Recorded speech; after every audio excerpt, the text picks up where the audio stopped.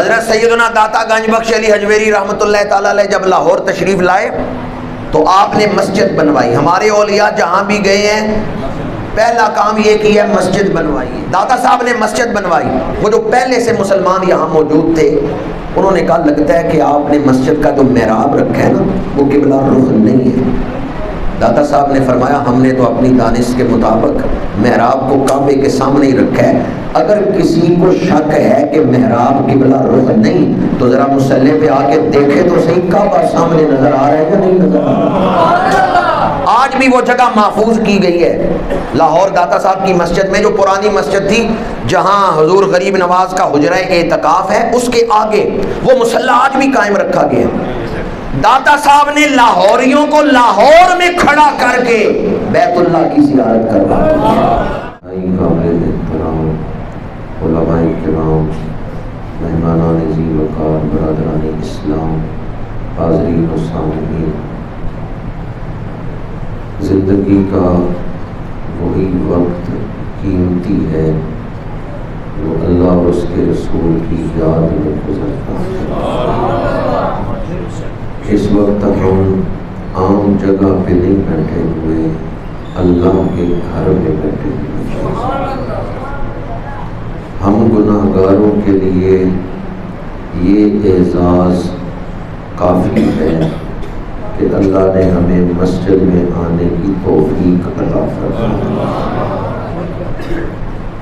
ہم عبادت صحیح طریقے سے کر سکیں گے یا نہیں کر سکیں گے, ہمارے لیے تو یہی بہت بڑی سعادت ہے کہ اللہ پاک نے ہمیں اپنے گھر حاضری کی توفیق عطا فرمائی.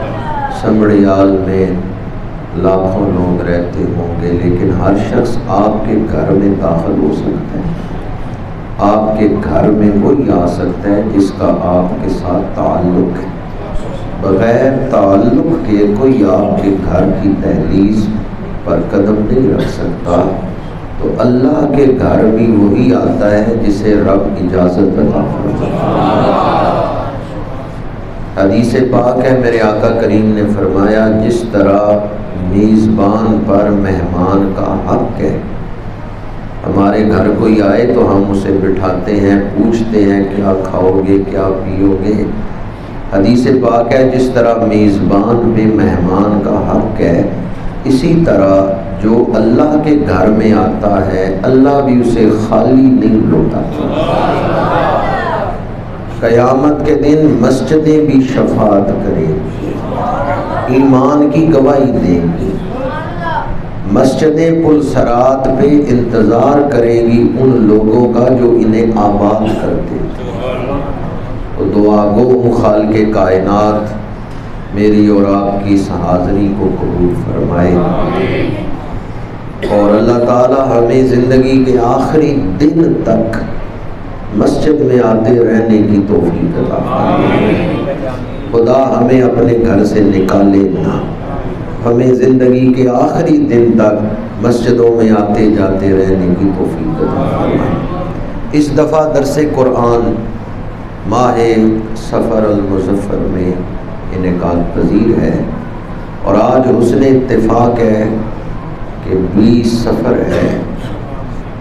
لاہور میں اس ہستی کا عرس ہو رہا ہے جو اس خطے میں سب سے پہلے اسلام لے کے آئی. سفیر اسلام سید الاولیاء حضرت داتا گنج بخش علی حجویری رحمۃ اللہ تعالیٰ علیہ. 20 سفر آپ کا یوم وصال ہے. تو آج درس قرآن پاک کا عنوان شان اولیاء قرآن و حدیث کی روشنی میں چند گھڑیاں اس موضوع پر گفتگو کروں گا. اللہ پاک حق گوئی کی توفیق عطا فرمائے. ولی کسے کہتے ہیں؟ وہ شخص جو قولن فعلن حالن حضور کی اتباع میں ہو. سید العالمین خاتم النبیین صلی اللہ علیہ وآلہ وسلم کی اتباع کرنے والا قولن فعلن حالن جو حضور کی اتباع کر رہا ہے وہ اللہ کا ولی ہے۔ جو مقام میں نے قرآن پاک کا آپ کے سامنے تلاوت کی ہے، اس مقام پر شان ولایت بھی ہے اور معیار ولایت بھی بیان ہوا ہے۔ الذین آمنوا وکانوا یتقون، وہ لوگ اللہ کے ولی ہیں جو ایمان لائے اور انہوں نے تقوی اختیار فرمایا۔ تو ولی وہ ہے جو قولن فعلن حالن حضور کی اتباع میں ہو، بولے تو حضور کی اتباع میں بولے، قدم اٹھائے عمل کرے تو حضور کی اتباع میں عمل کرے، سونے لگے تو سوچے حضور کیسے آرام فرما ہوتے تھے، کھانا کھانے لگے تو سوچے حضور کیسے کھانا تناول فرماتے تھے۔ جو قولن فعلن اور حالن حضور کی اتباع میں ہو وہ اللہ کا ولی ہے، اور جتنی زیادہ اتباع کرے گا اتنا بڑا ولی ہوگا۔ اتباع میں وہ جتنا کامل ہوگا ولایت میں اتنا ہی اعلیٰ مقام حاصل ہوگا۔ اب میں آپ سے پوچھتا ہوں، مجھے بتائیں حضور کی اتباع کرنے کی کوئی برکت ظاہر ہوگی یا نہیں ظاہر ہوگی؟ قُلْ إِن كُنتُمْ تُحِبُّونَ اللَّهَ فَاتَّبِعُونِي يُحْبِبْكُمُ اللَّهُ۔ قرآن پاک نے دو ٹوک انداز میں واضح طور پہ اعلان فرمایا ہے کہ جو حضور کی اتباع کرے گا اللہ اسے اپنا محبوب بنا دے گا۔ تو سب سے پہلے یہ شان ولایت قرآن پاک سے ثابت ہوتی ہے کہ ولی اللہ کا محبوب بن جاتا ہے۔ جب کوئی حضور کی اتباع کرتا ہے، قرآن کہتا ہے یحببکم اللہ، اللہ اس سے محبت کرتا ہے، اللہ اسے اپنا محبوب بنا لیتا ہے۔ ایک دوست کہنے لگے اللہ کی کسی سے رشتہ داری نہیں ہے، قرآن میں ہے لم یلد ولم یولد، نہ اس کا کوئی باپ ہے نہ بیٹا ہے، اللہ کی کسی سے رشتہ داری نہیں ہے۔ یہ جو تم واسطے دیتے ہو یا اللہ فلاں کے صدقے میری دعا قبول کر لے، اللہ کی کسی سے رشتہ داری نہیں ہے۔ تو میں نے کہا جس قرآن میں ہے نا لم یلد ولم یولد، اسی قرآن میں ہے یحبہم ویحبونہ۔ اللہ رشتہ داری تو نہیں رکھتا پر دلداری رکھتا ہے۔ کن فیکون تے کل دی گل ہے سائنس تو وکیلائی، تو میں حرف نشان نہ آہا جدو دتی میم گواہی، اجے بھی سانو او پہ دس دے بوٹے بیلے کا۔ اللہ رشتہ داری تو نہیں رکھتا پر دلداری محبت۔ ان اللہ یحب التوابین ویحب المتطہرین، قرآن کہہ رہا ہے اللہ توبہ کرنے والوں سے محبت کرتا ہے، خوب صاف ستھرا رہنے والوں سے اللہ محبت کرتا ہے۔ تو کتنی آیتیں ایسی ہیں جن میں اس مضمون کو بیان کیا کہ اللہ محبت کرتا ہے، اللہ محبت کرتا ہے۔ اللہ ولی الذین آمنوا یخرجہم من الظلمات الی النور، اللہ دوست ہے ایمان والوں کا۔ یہ مقام بھی بڑا قابل غور ہے کہ کہیں فرمایا وہ لوگ جو اللہ کے دوست ہیں، الا ان اولیاء اللہ، وہ جو اللہ کے دوست ہیں، اور کہیں فرمایا اللہ ولی الذین آمنوا، اللہ ولی ہے ان کا، کہیں فرمایا وہ جو اللہ کے ولی ہیں، اور کہیں فرمایا اللہ ان کا ولی ہے۔ تو رشتہ ولایت دونوں طرف سے ہے، جب رشتہ ولایت دونوں طرف سے ہے تو پھر اس کا مطلب کیا ہے؟ یحبہم ویحبونہ، اللہ محبوب بھی ہے اللہ محب بھی ہے، اللہ ان سے محبت بھی کرتا ہے، اللہ ان بندوں سے محبت کرتا ہے، بندے اپنے رب سے محبت کرتے ہیں۔ تو وہ کتنے خوش نصیب ہیں جن سے رب محبت کرتا ہے۔ حضور کی اتباع سے ولی کو یہ درجہ مل جاتا ہے کہ وہ اللہ کا محبوب بن گیا۔ کیا خیال ہے جو اللہ کا محبوب بن جائے، دوست اور دشمن ان کے ساتھ معاملہ ایک جیسا ہی ہوتا ہے۔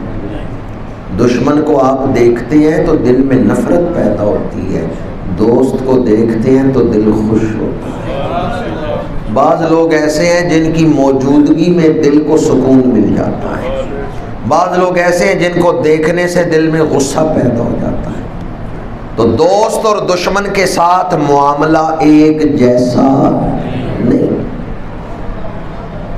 اللہ جن سے محبت کرتا ہے اللہ انہیں کیا عطا کرتا ہے، میں تو صرف چٹھی پڑھ کے آپ کو سنا رہا ہوں، حدیث بخاری شریف میں اور حدیث قدسی ہے۔ اللہ کریم نے فرمایا میرا بندہ نوافل کے ذریعے میرا قرب حاصل کرتا ہے، میں اس سے محبت کرتا ہوں، اور جب میں اس بندے سے محبت کرتا ہوں یعنی بندہ میرا محبوب بن جاتا ہے تو پھر میرے محبوب کو شان کیا ملتی ہے، کنت سمعہ الذی یسمع بہ وبصرہ الذی یبصر بہ، کان اس ولی کے ہیں سننا میرا ہے، آنکھیں اس ولی کی ہیں دیکھنا میرا ہے۔ تو کیا خدا بندے کے اندر داخل ہوتا ہے، حلول کرتا ہے؟ خدا اس سے پاک ہے، کہیں آنے جانے سے خدا پاک ہے۔ امام فخر الدین رازی رحمۃ اللہ تعالیٰ علیہ نے تفسیر کبیر میں یہ حدیث پاک بیان کر کے اس کی تشریح میں لکھا ہے کہ آنکھیں ولی کی دیکھنا خدا کا، کان ولی کے سننا خدا کا، ہاتھ ولی کے پکڑنا خدا کا۔ اس کا مطلب کیا ہے؟ اللہ اس ولی کو اپنی بارگاہ سے روحانی طاقت عطا کر دیتا ہے، ایک ایسا نور عطا کر دیتا ہے جس کو ہم روحانی طاقت کہتے ہیں۔ یہ جو نور ہے اس پر بھی قرآن کی آیت گواہ ہے کہ اللہ اسے نور عطا کرتا ہے۔ افمن شرح اللہ صدرہ للاسلام فہو علی نور من ربہ، جس کا سینہ اللہ نے اسلام کے لیے کھول دیا وہ اللہ کی طرف سے مقام نور پہ فائز ہے۔ یہ بھی قرآن کی آیت سے ثابت ہے کہ جس کا سینہ اللہ نے اسلام کے لیے کھول دیا اللہ انہیں خاص نور عطا فرما دیتا ہے۔ حدیث پاک ہے اتقوا فراست المؤمن فإنہ ینظر بنور اللہ، مومن کی فراست سے ڈرو اس لیے کہ مومن اللہ کے نور سے دیکھتا ہے۔ تو یہ جو امام فخر الدین رازی نے تفسیر کی ہے کہ اللہ جب محبت کرتا ہے بندے سے تو اللہ اس میں حلول نہیں کرتا بلکہ اللہ اسے ایک خاص روحانی نورانی طاقت عطا کرتا ہے۔ اس روحانی طاقت کی وجہ سے ولی کو شان ملتی ہے کہ اس کا دیکھنا خدا کا دیکھنا، اس کا پکڑنا خدا کا پکڑنا۔ اس پر بھی میں تفسیر قرآن سے ہی کر رہا ہوں، تخت 1600 میل دور پڑا ہوا ہے، اور حضرت عاصم بن برقیہ دربار سلیمانی میں بیٹھ کے کہتے ہیں انا آتی کا بہی قبل ان یرتد الیک طرف، قال الذی عنده علم من الکتاب انا آتی کا بہی۔ حضرت سلیمان علیہ السلام نے فرمایا کون ہے جو ملکہ بلقیس کا تخت یہاں حاضر کرے؟ تخت کتنی دور ہے؟ 1600 میل دور، ون سائیڈڈ فاصلہ 1600 میل، آنا جانا بن گیا 3200 میل، ایک طرف سے کتنا ہے 1600 میل، تو آنا جانا کتنا بن گیا 32۔ کراچی یہاں سے کتنا ہے 1600 میل نہیں ہے، 1200 میل ہے، کراچی سے بھی آگے تخت پڑا ہوا ہے۔ یہاں بیٹھ کے کوئی کہہ سکتا ہے بھی آپ پلک نہیں جھپک سکیں گے، میں پہلے تخت لے آؤں۔ قبل ان یرتد الیک طرفک، یہ نہیں کہا کہ پلک جھپکنے کی دیر میں، نہیں، ان کا پلک جھپکنے سے بھی پہلے قبل کا لفظ آیا۔ یہ نہیں کہ جتنی دیر میں پلک جھپکتے ہیں اتنی دیر میں لے آؤں گا، اگر اتنا کہتے کہ پلک جھپکنے کی دیر میں لاؤں گا پھر بھی ایک لمحہ تھا، کیونکہ پلک جھپکنے میں کتنی دیر لگتی ہے؟ ایک لمحہ۔ لیکن انہوں نے فرمایا قبل ان یرتد الیک طرف، میں پلک جھپکنے سے بھی پہلے لے آؤں گا۔ اب اس کو آپ ٹائم میں بیان کر سکتے ہیں، 1 سیکنڈ سے بھی پہلے، سیکنڈ لگتا ہے پلک جھپکنے میں، جب انہوں نے لفظ بولا قبل ان یرتد الیک طرفک، اس کا مطلب ہے میں سیکنڈ سے بھی پہلے لاؤں گا۔ اور تخت کتنی دور ہے، اٹھ کے گئے ہیں، صرف توجہ کی ہے، تخت اٹھا کے سامنے رکھ دیا۔ ہمارے ہاں خانقاہی زندگی میں ایک لفظ بولا جاتا ہے توجہ، اللہ کے ولی نے توجہ کی، اللہ کے ولی نے توجہ کی، سینہ روشن ہو گیا۔ لوگ کہتے ہیں قرآن سے توجہ ثابت کر سکتے ہو، یہ آیت قرآن سے توجہ کو ثابت کر رہی۔ جب سیکنڈ بھی نہیں لگ رہا تو آصف بن برقیہ اٹھ کے نہیں گئے کہ گئے ہوں پھر تخت لے کے آئے ہوں، نہیں، انہوں نے صرف توجہ کی ہے، تخت اٹھا کے حضرت سلیمان کے سامنے رکھ دیا۔ یہ کس کی طاقت ہے؟ اللہ کے ولی کی، وہ ولی جو دربار سلیمانی میں بیٹھنے والا ہے۔ کس دربار میں؟ کس دربار کی شان زیادہ ہے، دربار سلیمانی کی یا دربار محمدی؟ جی، سب سے اولا و اعلیٰ، سب سے بالا و والا، جو دربار سلیمانی میں بیٹھنے والا ہے وہ چشم زدن میں تخت لے آتا ہے، تو جو دربار محمدی میں بیٹھنے والے حضور نبیوں کے سردار ہیں، آپ کی امت ساری امتوں کی سردار ہے، اور آپ کی امت کے اولیاء پہلی امتوں کے ولیوں سے افضل اور اعلیٰ ہے۔ دربار سلیمانی میں بیٹھنے والا اتنی شان رکھتا ہے، تو جو دربار محمدی میں بیٹھنے والے ہیں۔ خطبہ دے رہے ہیں حضرت فاروق اعظم، ممبر پہ کھڑے ہیں، اور دور سینکڑوں میل دور قادسیہ کے میدان میں جنگ ہو رہی ہے، اور آپ فرماتے ہیں یا ساریہ الجبل، اے ساریہ پہاڑ کی طرف دھیان کرو۔ جب وہاں سے فتح کی بشارت آئی ہے تو صحابہ کرام نے خطبہ کے دوران حضرت فاروق اعظم کو یا ساریہ الجبل کہتے ہوئے سنا تھا، یا ساریۃ الجبل، تو صحابہ حیران تھے، خطبہ دیتے ہوئے جناب ساریہ کا نام کیسے لیا، وہ تو قادسیہ کے میدان میں جنگ لڑ رہے ہیں۔ لیکن جب قاصد آیا نا وہاں سے فتح کی خبر لے کے، تو اس قاصد نے کہا دشمن پشت کی طرف سے حملہ کر رہا تھا، حضرت فاروق اعظم کی آواز نہیں ہماری رہنمائی کی پہاڑ کی طرف دیا۔ یہ حضرت فاروق اعظم کی کرامت ہے۔ آگ لگی ہے ایک قبیلے میں، اور وہاں سے ایک شخص دوڑتا ہوا مدینہ منورہ آیا ہے، امیر المومنین آگ لگ گئی ہے، مدینہ منورہ سے افراد مدد کے لیے بھیجیں جو آگ بجھانے میں مدد کریں، آگ قابو میں نہیں آ رہی۔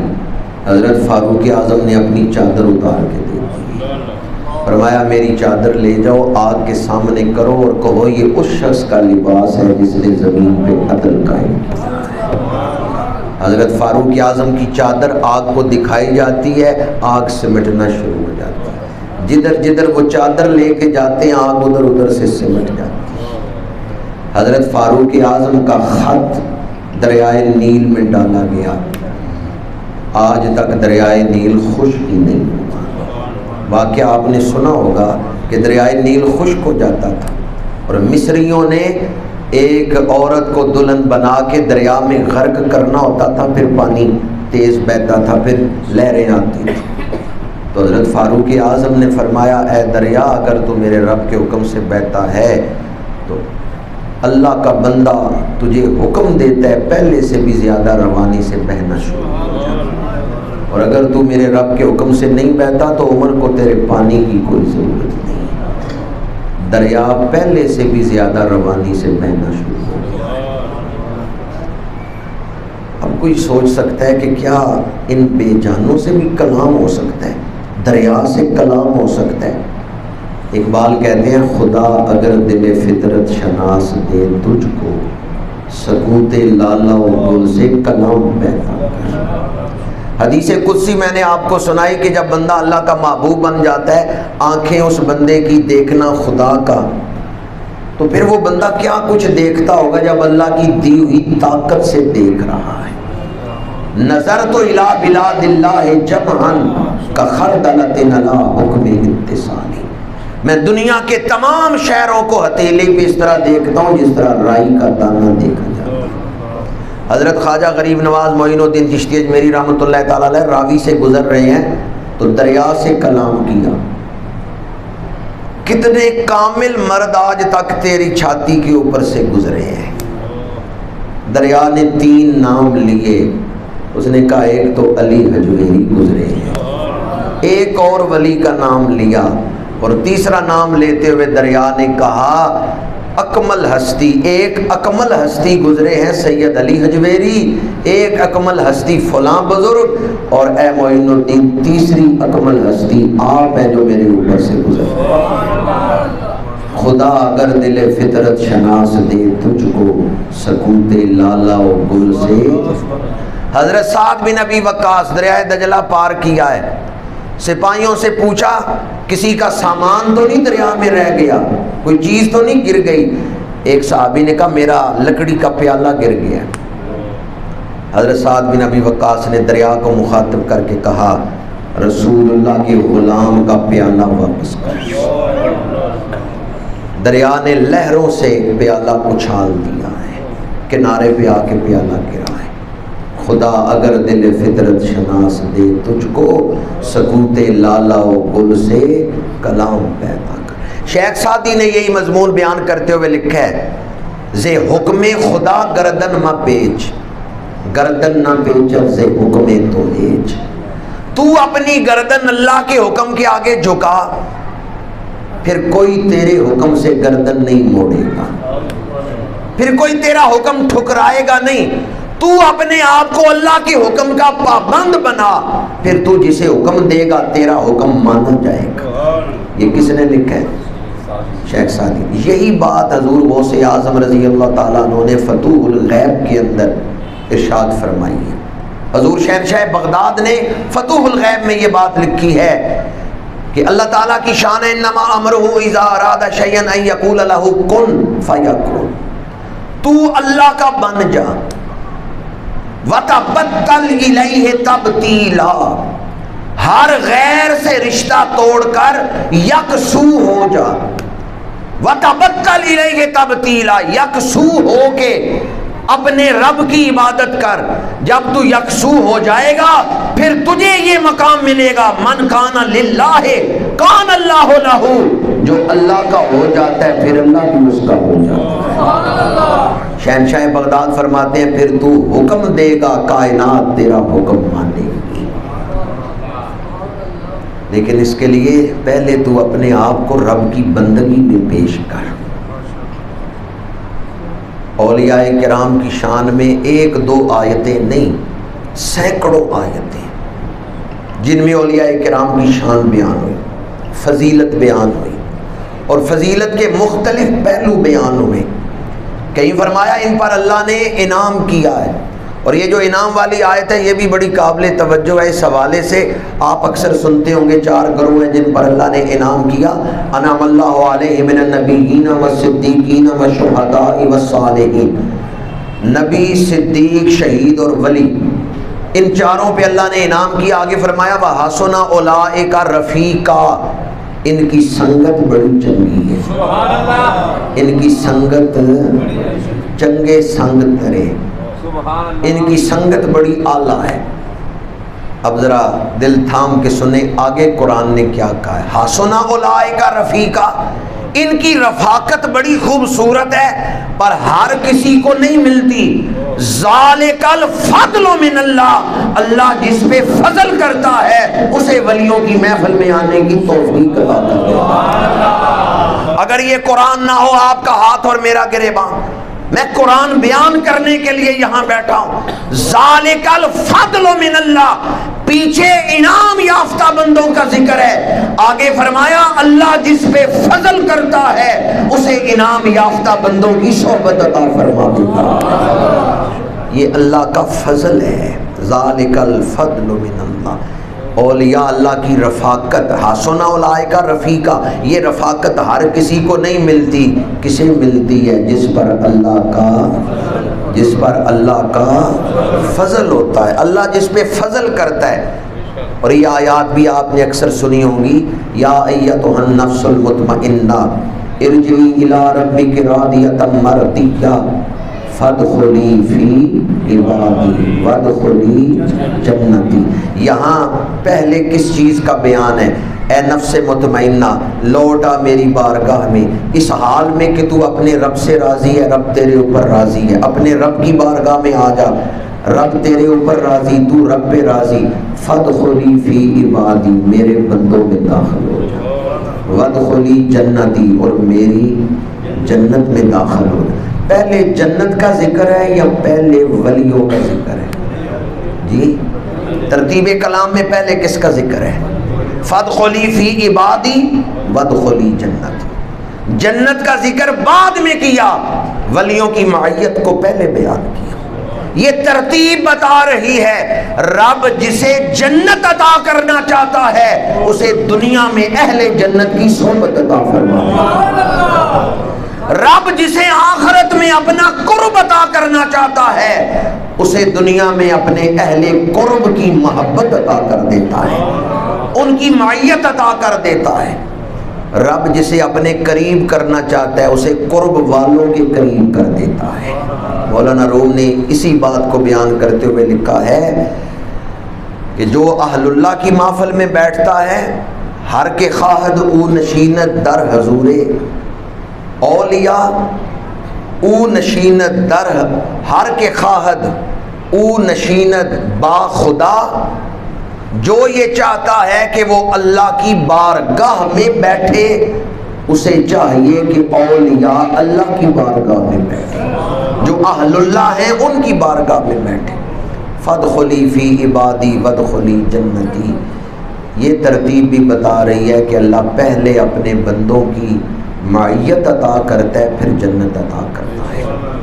ذات کا کتا ہو بیٹھ ولیوں کے دروازے پہ جائے، اللہ اس کتے کا ذکر بھی قرآن میں کر رہا ہے، اور اس کا کتا پن ولیوں کی معیت کی وجہ سے ختم ہو گیا۔ کیا ختم ہو گیا؟ کتا پن۔ صدر الافاضل حضرت سید نعیم الدین مراد آبادی رحمۃ اللہ تعالی علیہ، آپ نے لکھا ہے کہ غار کے اندر ولی سوئے ہوئے تھے اصحاب کہف، وہ اندر کروٹ بدلتے تھے، دروازے پہ بیٹھا ہوا کتا بھی کروٹ بدلتا تھا۔ یہ ہے صحبت کا اثر۔ صحبت کا اثر جانوروں پہ ہوتا ہے، تو اگر حضور کا کوئی غلام اللہ کے ولی کی بارگاہ میں بیٹھے اس پہ کیا رنگتیں چڑھتی؟ جیڑا اللہ دے ولیاں دا کردہ اے سنگ اس کچ تے بھی آ جاندہ۔ صحبت کا اثر جانوروں پہ بھی ہوتا ہے۔ اس پر میں آپ کو حدیث سنا رہا ہوں۔ میرے آقا سواری پہ سوار ہیں، دو قبروں کے پاس سے گزرے، سواری اچھلی، فرمایا جانتے ہو میری سواری کیوں بدک رہی ہے؟ اس نے دو قبروں کے اندر عذاب دیکھا ہے۔ کس نے عذاب دیکھا ہے؟ سواری نے۔ مولوی اشرف علی تھانوی نے اس حدیث کی شرح میں لکھا ہے اس سواری نے کوئی چلے نہیں کیے، روزے نہیں رکھے، ریاستیں نہیں کی، اس سواری کو کشف قبور کیسے ہو گیا کہ جو معاملات قبر کے اندر پیش آ رہے تھے سواری نے عالم برزخ کا ملاحظہ کر لیا، اس جانور کو اتنی نظر مل گئی کہ اس نے قبر کا مشاہدہ کر لیا ہے۔ مولوی اشرف علی تھانوی نے لکھا اس سواری نے کوئی چلے نہیں کیے، بس ایک عمل ہے کہ اس کی پشت پہ اللہ کا نبی بیٹھ گیا۔ یہ نسبت رسول کی برکت ہے کہ سواری قبر کا عذاب دیکھ رہی ہے، نبی سواری کی پشت پہ بیٹھے، سواری کو نظر مل گئی تو نبی جن کے دل میں ہو، جن کے دل کے تخت پہ حضور بیٹھے ہو، وہ صرف خود ہی نہیں دیکھتے دوسروں کو بھی دکھا دیتے ہیں۔ حضرت سیدنا داتا گنج بخش علی حجویری رحمۃ اللہ تعالی علیہ جب لاہور تشریف لائے تو آپ نے مسجد بنوائی۔ ہمارے اولیاء جہاں بھی گئے ہیں پہلا کام یہ کیا ہے مسجد بنوائی ہے۔ لاہور میں آپ سے پہلے چند مسلمان آئے ہوئے تھے، حضرت حسام الدین، حضرت میرا حسین زنجانی، یہ پہلے سے لاہور میں موجود تھے۔ محمود غزنوی چکر لگا کے گیا ہے لاہور سے، محمود غزنوی کا بیٹا لاہور سے چکر لگا چکا ہے، اس لیے چند مسلمان تھے، اکثریت کافروں کی تھی۔ داتا صاحب نے مسجد بنوائی، وہ جو پہلے سے مسلمان یہاں موجود تھے انہوں نے کہا لگتا ہے کہ آپ نے مسجد کا جو محراب رکھا ہے نا وہ قبلہ رخ نہیں ہے۔ داتا صاحب نے فرمایا ہم نے تو اپنی دانش کے مطابق محراب کو کعبے کے سامنے ہی رکھا ہے، اگر کسی کو شک ہے کہ محراب قبلہ رخ نہیں تو ذرا مصلی پہ آ کے دیکھے تو صحیح کعبہ سامنے نظر آ رہا ہے یا نہیں نظر آ رہا۔ آج بھی وہ جگہ محفوظ کی گئی ہے۔ لاہور داتا صاحب کی مسجد میں جو پرانی مسجد تھی جہاں حضور غریب نواز کا حجرہ اعتکاف ہے، اس کے آگے وہ مصلی آج بھی قائم رکھا گیا ہے۔ داتا صاحب نے لاہوریوں کو لاہور میں کھڑا کر کے بیت اللہ کی زیارت کروا دی۔ ولی جب اپنی توجہ دیتے ہیں نا، یہ روحانیت کا سیک جب مرید کے سینے تک پہنچتا ہے تو کبھی ایسا ہوتا ہے مرید کا اپنا عمل کوئی نہیں ہوتا، پر ولی کی کامل توجہ ملتی ہے، مرید کی آنکھ بھی کھل جاتی ہے۔ یہ اللہ کی اپنی مرضی ہے، کسی کو کشف عطا کرے نہ کرے۔ یہ کشف جو ہے معیار ولایت نہیں ہے، برکات ولایت میں سے برحال ہے، برکات ولایت میں سے ہے۔ تو حضرت داتا گنج بخش علی حجویری رحمۃ اللہ تعالیٰ علیہ نے لاہور میں بیٹھ کر لاہوریوں کو لاہور میں کھڑا کر کے کعبہ شریف کی زیارت کروا دی۔ اگر جانوروں پہ صحبت کا اثر ہوتا ہے تو انسانوں کو کتنا اثر ہوگا۔ حضور سیدنا داتا گنج بخش علی حجویری رحمۃ اللہ تعالیٰ علیہ حسنی سید ہے، اور سلسلے میں آپ کا سلسلہ جنیدی سلسلہ ہے۔ حضرت ابو الفضل محمد بن حسن ختلی رحمۃ اللہ تعالیٰ علیہ آپ کے مرشد ہیں۔ انہوں نے جب آپ کو لاہور بھیجا ہے نا، انہوں نے جو نصیحتیں فرمائیں ان میں سے ایک نصیحت یہ بھی تھی، اگر آپ اس نصیحت کو یاد رکھیں گے تو زندگی آسان ہو جائے گی، زندگی سوکھی ہو جائے گی۔ آپ نے یہ نصیحت کی کہ اے علی، دنیا میں جو کچھ ہوتا ہے، جو واقعہ پیش آتا ہے، وہ حکمت ربی کے تحت ہی پیش آتا ہے، تمہیں سمجھ آئے یا نہ سمجھ آئے، تم راز خدا بندی کو سمجھ سکو یا نہ سمجھ سکو، جو ہو رہا ہے اللہ کی حکمت کے مطابق ہی ہو رہا۔ ما شاء اللہ کان وما لم یشاء لم یکن، اللہ نے جو چاہا وہ ہو گیا، جو نہیں چاہا وہ نہیں ہوا۔ ما شاء اللہ کان وما لم یشاء لم یکن۔ اولیاء کرام ان کے جینے کی سطح ہمارے جینے کی طرح نہیں ہوتی، ہم خواہشوں کے غلام ہیں اور انہیں اپنی خواہشات پہ کنٹرول حاصل ہوتا ہے۔ قربان جاؤں، داتا صاحب کی شانوں کے بہت سارے پہلو ہیں، پر میں آپ کی اس عظمت کو جب بھی بیان کرتا ہوں تو دل جھکتا ہے آپ کی عظمت کے سامنے۔ کتنی عظیم ہستی ہیں حضرت داتا گنج بخش، اپنے واقعات لکھے ہیں کشف المعدوم۔ آپ فرماتے ہیں مجھے رسول اللہ صلی اللہ علیہ وآلہ وسلم کی زیارت ہوئی تو آپ نے فرمایا احبس حواسک۔ میں پہلے عرض کر چکا ہوں داتا صاحب صرف ولی نہیں، سید الاولیاء ہیں۔ داتا صاحب صرف کامل نہیں، اکمل ہیں، بلکہ یہ تو ناقصوں کو کامل بنا دیتے ہیں۔ گنج بخش فیض عالم مظہر نور خدا، ناقصاں را پیر کامل، کاملاں را رہنما۔ کہتے ہیں حضور کی زیارت ہوئی، آپ نے فرمایا احبس حواسک، اے علی حجویری اپنے حواس کو اس دنیا کو دیکھنے سے بند کر۔ مقام پہلے ہی بڑا بلند ہے، لیکن اور ریاضت اور مجاہدہ۔ جب ہم اپنی آنکھوں سے یہ دنیا دیکھتے ہیں، دنیا ہمارے دل پہ اثر کرتی ہے۔ جب ہم مہنگی گاڑیاں دیکھتے ہیں، عالی شان محلات دیکھتے ہیں، اپنی حالت دیکھتے ہیں تو موازنہ تو کرتے ہیں لوگوں کے ساتھ۔ تو دنیا کو دیکھ کے کبھی آپ احساس کمتری میں مبتلا نہ ہو۔ ہر کوئی اپنی آزمائش سے گزر رہا ہے، مولا علی شیر خدا کا فرمان ہے جسے ضرورت کے مطابق رزق مل رہا ہو اور اس کا دھیان فرائض ادا کرنے کی طرف ہو، وہ بندہ بڑا خوش نصیب ہے۔ ضرورت کے مطابق رزق مل رہا ہو اور دھیان ہو کہ میرے اوپر فرائض کیا ہیں، وہ میں نے ادا کرنے۔ یہ حضور حیدر کرار کا فرمان ہے کہ جس کو ضرورت کے مطابق رزق ملے اور وہ فرائض ادا کرنے میں مصروف رہے، وہ بڑا خوش نصیب ہے۔ کیونکہ نماز کا وقت ہو چکا ہے، میں اپنی گفتگو کو سمیٹ رہا ہوں۔ فیصل آباد میں ایک بزرگ ہیں اور محدث اعظم پاکستان ہیں، ہزاروں علماء کے استاذ ہیں، مرجع العلماء ہیں۔ حضرت محدث اعظم پاکستان علامہ سردار احمد صاحب لائل پوری رحمۃ اللہ علیہ،